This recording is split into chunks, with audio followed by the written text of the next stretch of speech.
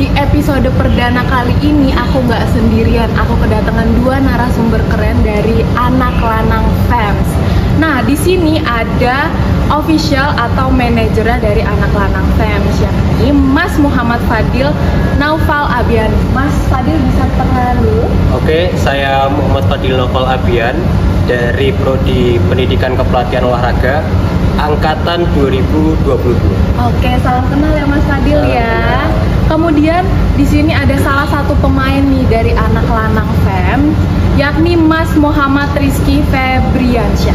Mas Rizky bisa memperkenalkan? Halo, nama saya Muhammad Rizky Febriansyah, Prodi Ilmu Keolahragaan Angkatan 2021. Oke, salam kenal ya Mas Rizky. Kalau nggak salah nih kemarin baru memenangkan National Collegiate Futsal Series, bener ya Mas, juara satu yang mewakili FIKK. Alhamdulillah guys. Nah, oke, mungkin di sini kita langsung aja nih ya ngobrol-ngobrol singkat atau cerita-cerita singkat sama Mas Fadil dan Mas Rizky perjalanannya hingga bisa memenangkan NCFS 2025 kemarin. Oke, mungkin dari Mas Fadil dulu ya Mas ya.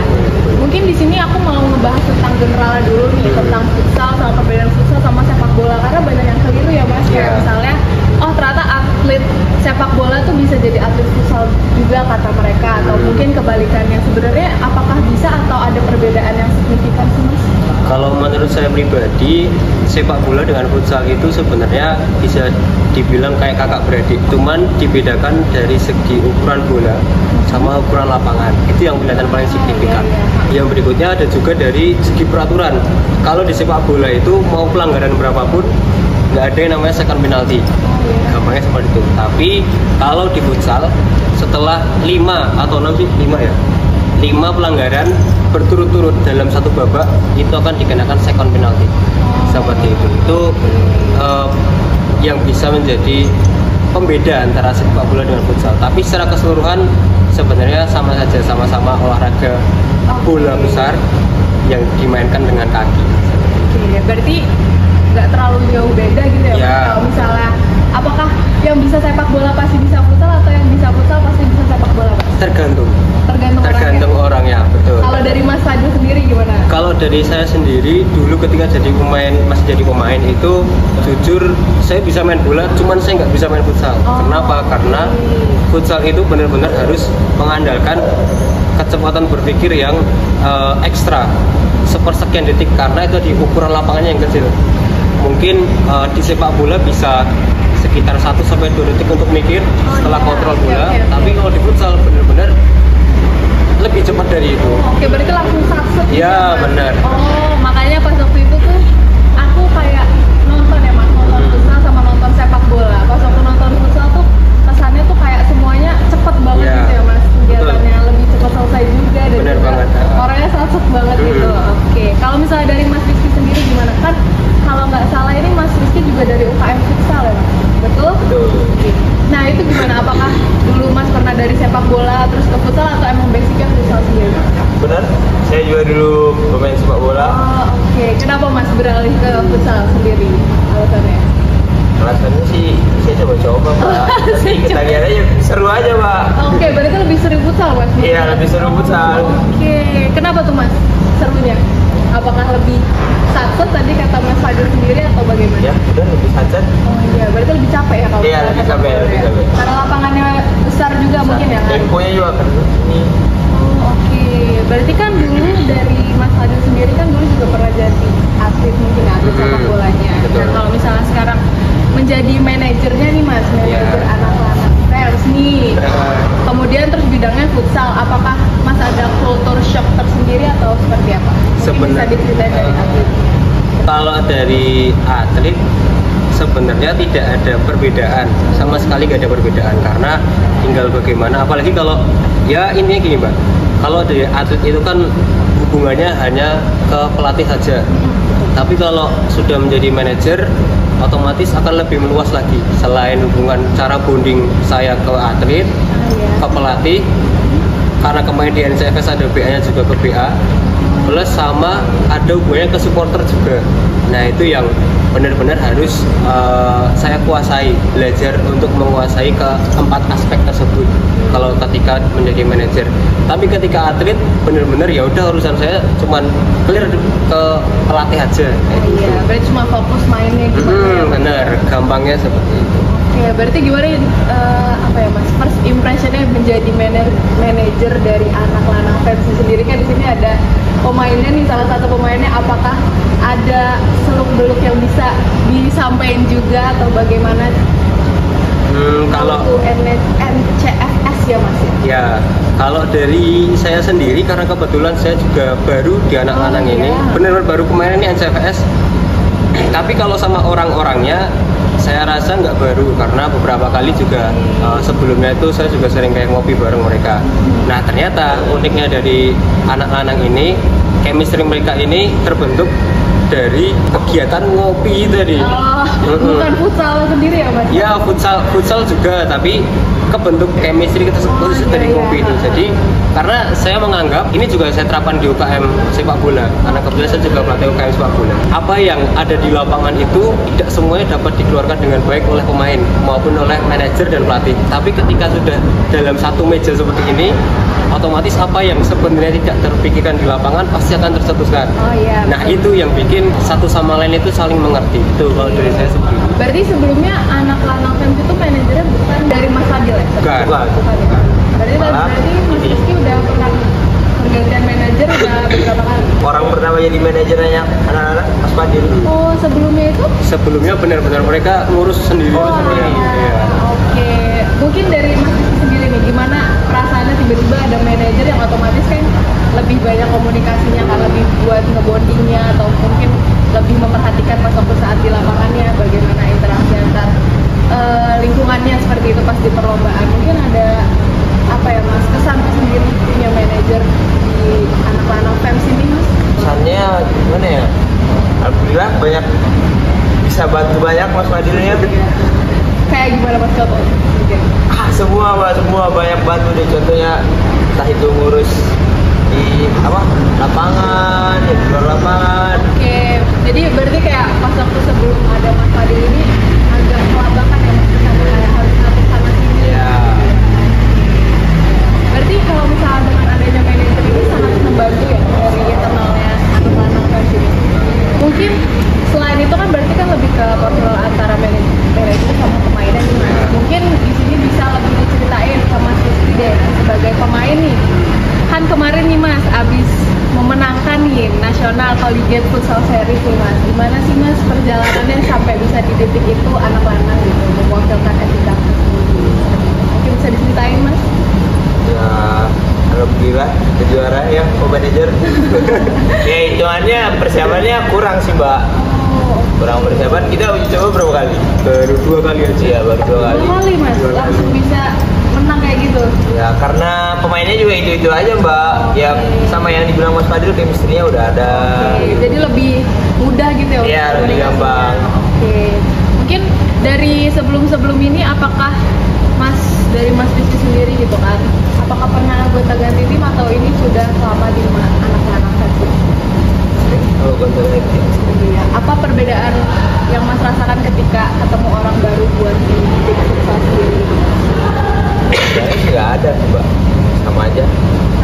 Sama aja. Oke, berarti untuk perkara chemistry gitu ya Mas, chemistry antar pemain di futsal gitu kan, otomatis kan itu juga dibutuhkan ya Mas dimanapun, mau itu cuman sparring ataupun perlombaan besar itu kan. Kalau misalnya Mas kesana nih ketemu orang baru di tim yang baru itu feel-nya gimana Mas? Apakah Mas sendiri tipikal harus bonding terlebih dahulu atau yang emang ya udah yang penting fokus main aja gitu? Fokus main aja Mbak. Fokus main ya. Jadi tipikalnya ya udah ya jalan sendiri, jalan. Main futsal main aja gitu ya Mas ya. Oke. Kalau misalnya ada cerita menarik nggak Mas, kayak misalnya dari sebelumnya di dunia sepak bola terus ke futsal itu sempat kagoknya seperti apa? Kalau kagoknya nggak ada sih, karena ya itu tadi sepak bola dan futsal itu memiliki kemiripan. Jadi kalau transisi itu nggak terlalu jauh, kecuali kalau dari sepak bola saya manajerin catur atau mungkin malah badminton. Nah itu pasti akan banyak kultur shock yang saya rasakan. Oke. mungkin agak nge-flashback nih Mas, yang kayak kemarin pas aku UNY Sport Championship, di situ kan Mas menjadi pelatih ya, pelatih dari yang sepak bola ya Mas. Berarti kan otomatis di situ pas waktu Mas masuk ke anak-anak Fans ini kan Mas juga harus gimana ya, pesannya kemarin pelatih kemudian manajer, apakah ada perbedaan yang signifikan Mas dari cara menyikapinya untuk anak-anak? Kalau dari saya pribadi tidak banyak berbeda, karena pada intinya pelatih dengan manajer itu memang lingkupnya itu sedikit lebih luas ketika menjadi manajer. Karena kalau pelatih itu kan urusannya cuma ke pemain, ke official, sama ke bahasanya dirteknya lah yang punya tim. Tapi kalau manajer itu benar-benar harus ke eksternal ya, eksternal contohnya kayak supporter. Nah itu, jadi tidak terlalu banyak perubahan yang signifikan. Apalagi sama-sama antara pelatih dengan manajer itu, saya ngerasa harus memiliki kemampuan komunikasi yang baik. Selama saya melakukan komunikasi yang baik, insya Allah juga tim itu akan berkembang dengan baik. Seperti itu. Oke, ini pasti juga teman-teman ada yang mau nanya juga mengenai itu kan tadi kita sudah membahas tentang kalau misalnya pelatih sama manajer ya guys. Nah, terus kalau misalnya di sisi pemain nih Mas Rizky ya, menurut Mas tuh skill apa yang wajib banget dimiliki seorang pemain futsal? Mungkin kayak di sini ada teman-teman yang nonton ataupun nanti yang mendengarkan gitu kan, bercita-cita untuk bisa menjadi bagian dari anak lanang fans gitu kan. Nah, siapa tahu ada skill yang ini kayaknya kalian harus wajib banget nguasain gitu. Ya, skillnya yang penting rajin latihan, rajin latihan, sama ya kalau sama tim chemistry ya. Oke, tapi kalau misalnya nih Mas, kalau udah rajin latihan terus habis itu chemistry udah ada, apakah di lapangan tetap ada rasa bingungnya atau gimana gitu Mas? Pasti ada. Pasti ada. Gimana cara Mas biar lebih bisa enjoy dan lebih fokus untuk permainannya? Kalau dari Mas Rizky pribadi? Kalau dari saya mungkin komunikasi sama satu tim dan bisa apa namanya itu? Iya. Oke. Tadi kan kata Mas Fadil nih jangka waktu untuk celah-celahnya kan lebih kecil ya Mas antara di futsal ini. Nah itu gimana Mas kalau misalnya untuk komunikasi tetap terjaga kalau dari pandangan Mas sendiri di lapangannya? Kalau di lapangan saya ngelihat dari pelatihan anak-anak sendiri ya, Coach Jadul itu benar-benar setiap apa namanya ada momen pasti diteriakin terus, saling diingatkan dari si lapangan, diingatkan terus. Walaupun yang di lapangan juga saling mengingatkan antara satu sama lainnya. Nah, tapi yang pelatih ini Coach Jadul selalu kayak apa ya, ngasih selain motivasi juga arahan-arahan terus gitu.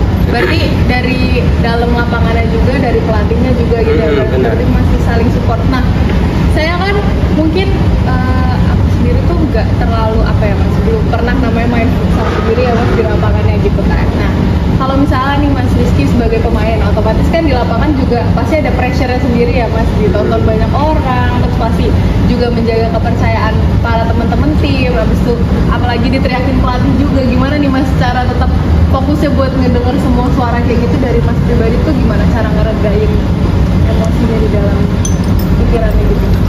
Ya kalau dari saya fokus aja Mbak, dengerin kata pelatih, dengerin masukan teman-teman pelatih. Berarti di lapangan itu Mas bisa bisa mendengarkan semua suara? Harus bisa? Harus bisa. Harus bisa. Oke, kalau misalnya membahas tentang cara fokusnya berarti stamina harus tetap oke kan Mas? Iya. Nah kalau misalnya dari sisi pemain nih Mas, sebagai Mas Rizky ini, gimana cara Mas tetap menjaga stamina tetap oke gitu kan? Otomatis kan itu juga capek, pressure-nya banyak, terus juga pasti ada babak-babak berikutnya gitu. Gimana cara Mas tetap stamina-nya bakal tetap terjaga gitu selama perjalanan perlombaan? Istirahat yang cukup, makan yang baik. Oke, berarti minum juga ya Mas? Minum banyak, minum air putih, kopi juga Bu. Itu apakah dari futsal sendiri ada nggak sih kan kayak khusus kayak tidurnya harus minimal 7 jam ya atau 8 jam sendiri, terus setiap hari tuh latihan tuh khusus harus minimal ada berapa jam itu, ada nggak Mas? Boleh juga tahu?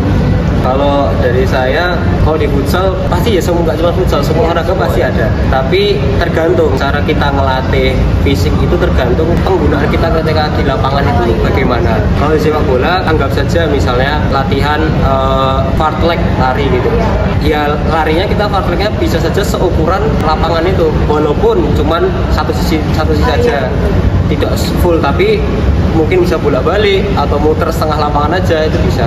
Tapi kalau di futsal mungkin bisa juga dilakukan hal serupa, tapi dengan cara yaitu karena lapangannya tidak sebesar sepak bola, mungkin bisa digunakan seluruhnya lapangannya. Mobile. Ya, mobile. Nah, mungkin sekarang kita bahas mungkin ketantangan ya Mas. Tadi kan kita sudah membahas tips and trick bagaimana sampai ke titik ini. Nah, kalau misalnya dari sisi Mas Rizky, tantangan terbesar sebagai pemain futsal itu apa? Disiplin ya? Dalam bentuk apa aja biasanya?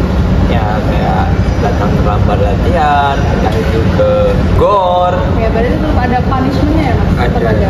Oh, kalau boleh tahu anak langsung tuh nerapin punishmentnya apa?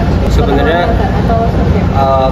karena kemarin itu saya mencoba hal yang mungkin baru buat teman-teman anak lanang yang sebelumnya sudah saya terapkan di UKM. Sebelum pertandingan itu, 1 hari sebelum pertandingan saya buatkan rundown. Saya selalu beranggapan sebagai pelatih, sebagai manajer, siapa yang datang lebih dulu di venue pertandingan, dia yang bakal jadi pemenang. Sebagai contoh, sering 2 jam sebelum pertandingan anak lanang itu pasti sudah sampai di venue. Tapi sebelum ke venue, kita biasanya sepakati untuk kumpul dulu di GOR FIKK misalnya. Nah, Titik kumpul ya? ya benar.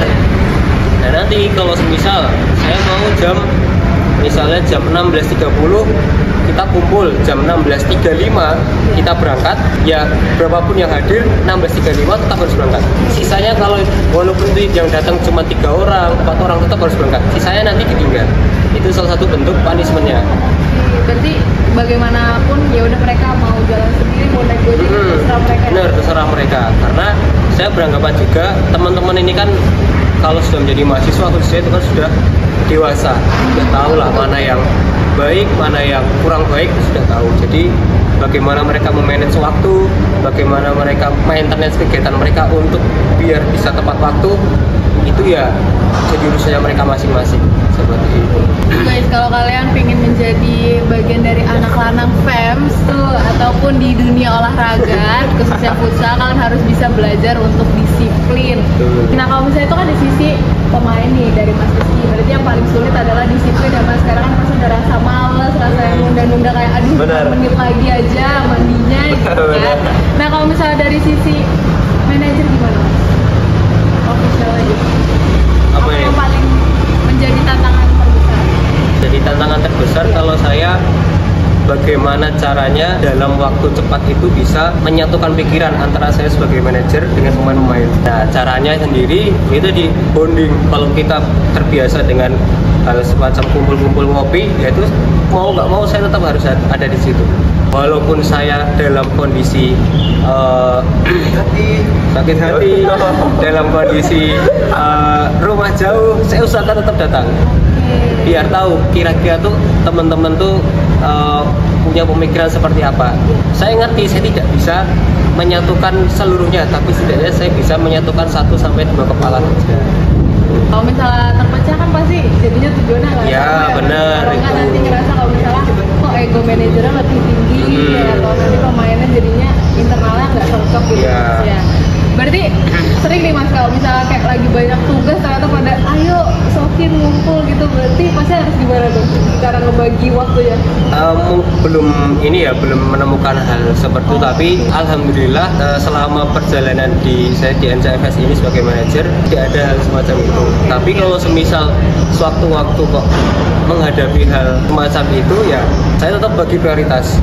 Tetap ya itu pakai jadwal. Misalnya saya mau mengerjakan tugas mulai misalnya jam 14.00 sampai jam 14.45 bahkan gitu.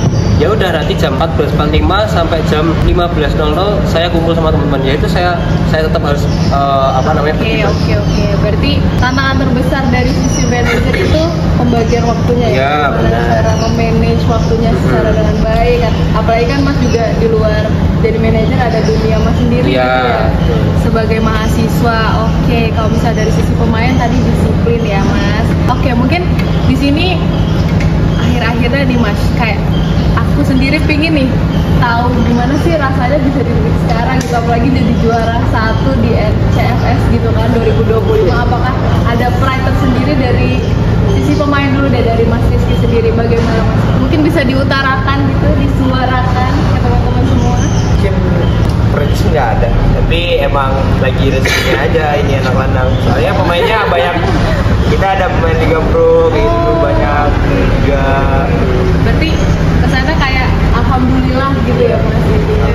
Mungkin dari Mas Fadil nih sebagai manajer gitu kan, perdana terus juga anak-anak yang bisa membawa juara 1 gitu. Itu bagaimana? Ini juga perdana ini ya antar kampus ya, fakultas di Indonesia. Jadi kita bisa mewakilin Jogja. Wah, keren banget ya Mewakilin guys ya. Jogja ke nasional ya.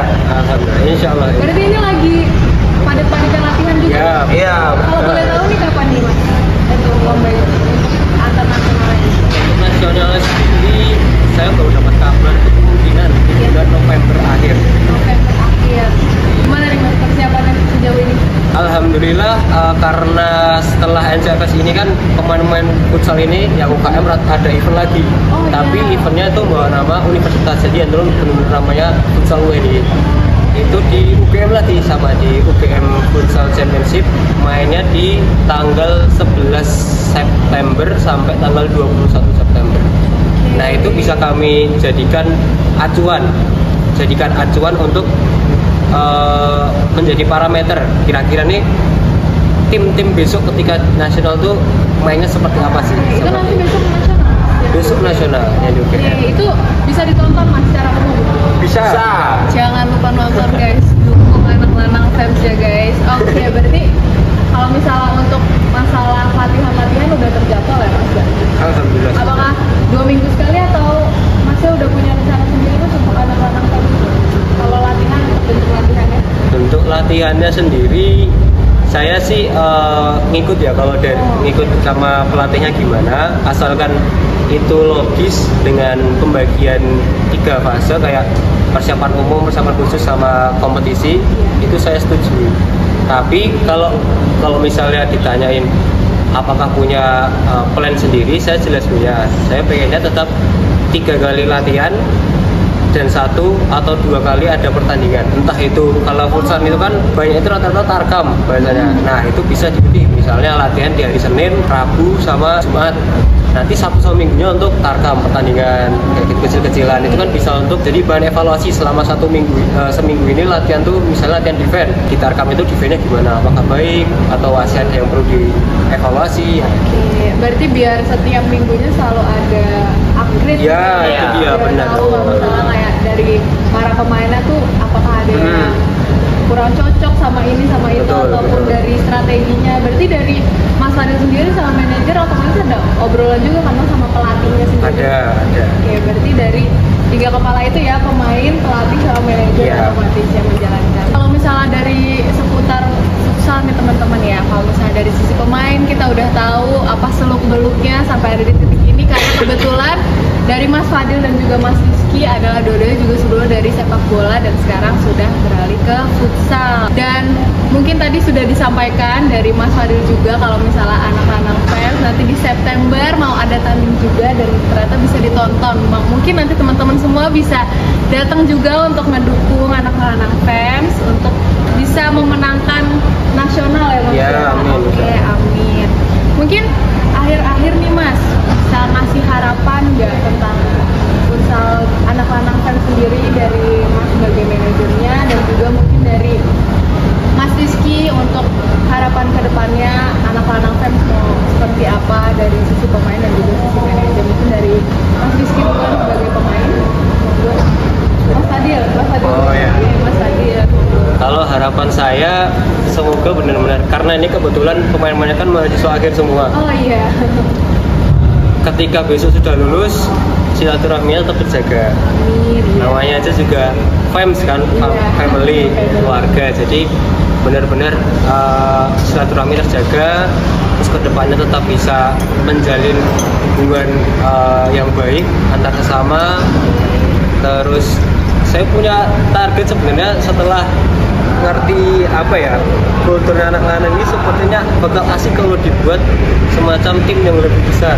Misalnya ada, karena di futsal itu kan ada dua, cowok sama cewek. Oh iya. Nah, kalau si cowok itu namanya anak lanang. Iya.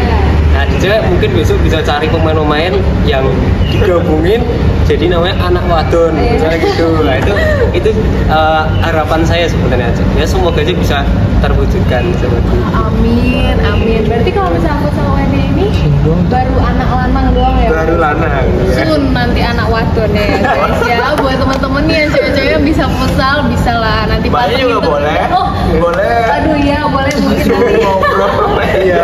Oke, dari Mas Rizky gimana Mas harapannya sebagai pemain yang bentar lagi juga akan perlombaannya nasional terus nih, harapannya ke depannya bagaimana? Depannya ya sama kayak yang bilang pemanajer. Mungkin nanti pemanajer bisa cari generasi selanjutnya Ya, itu. biar anak lanang pam sampai jauh ya. Ya, betul. Amin, insyaallah. Insyaallah. Oke, berarti ini kulturnya anak lanang nih lebih akrab lagi kalau misalnya ditemenin ngopi-ngopi sama Iya, lebih Keluarkan. bukan yang malah panas di lapangan gitu ya kumpul-kumpul gitu. Oke, ini teman-teman nih yang suka nongkrong tapi tiba-tiba suka sparring futsal bisa nih kepoin anak lanang FEMS atau UKM futsal UNY ya. ya. Oke nih, terima kasih banyak sebelumnya buat Mas Fadil dan juga Mas Rizky sudah mau berbincang singkat mengenai dunia futsal. Semoga nanti untuk kedepannya segala latihannya dan juga segala perlombaannya bisa dimudahkan dan bisa juara terus buat mewakilkan UNY. Nah, buat teman-teman semua yang nanti tertarik untuk mengetahui lebih lagi tentang futsal UNY ataupun anak lanang FEMS bisa ngelihat di IG-nya namanya apa Mas? Anak lanang FEMS. Anak lanang FEMS bisa dicek aja ya teman-teman. Oke teman-teman, mungkin untuk episode perdana ini tentang extra time ini dicukupkan segini dulu aja karena kita sudah banyak tentang bagaimana strateginya, bagaimana cara maintenance keakrabannya, bagaimana cara mengevaluasinya dari sisi manajer dan juga sisi pemain yakni Mas Fadil dan juga Mas Rizky. Oke teman-teman, terima kasih banyak yang sudah menonton ataupun mendengarkan extra time ini. Kita akan bertemu di episode selanjutnya dengan olahraga yang tentunya menarik dan akan kita bahas seluas-luasnya. Terima kasih dan sampai jumpa. Yeah.